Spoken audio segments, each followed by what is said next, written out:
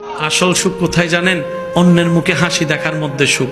আসল শান্তি কোথায়? অন্যকে ভালো রাখার মধ্যে সুখ। আমরা পাই না কেন জানেন? আমরা অন্যের মুখের হাসি কেড়ে নিজে হাসার চেষ্টা করি, অন্যকে আগুনে ফেলে নিজে অ্যাসির মধ্যে থাকার চেষ্টা করি, অন্যকে বেইজ্জতি করে নিজে ইজ্জতে থাকার স্বপ্ন দেখি।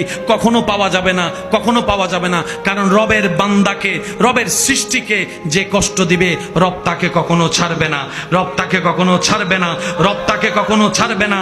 রব্বুল আলামিন অতীত বর্তমান সব জানার পরও হাসরের বিচার রেখেছেন। তার অন্যতম একটা কারণ হচ্ছে এই দুনিয়াতে যারা টাকার কারণে বিচার পায় নাই, সম্পদের কারণে বিচার পায় নাই, পাওয়ার না থাকার কারণে বিচার পায় নাই, সম্পদের জুলুমের কারণে অত্যাচারিত হয়েছে, বিচার পায় নাই। আল্লাহ সবাইকে হাসরে নিয়ে বলবে, বান্দা দুনিয়াতে তো টাকার কাছে তোর ন্যায় বিচার হেরে গেছিল, শক্তির সামনে তোর ন্যায় বিচার হেরে গেছিল, জনপাওয়ার না থাকার কারণে তোর পক্ষে কেউ কথা বলে নাই।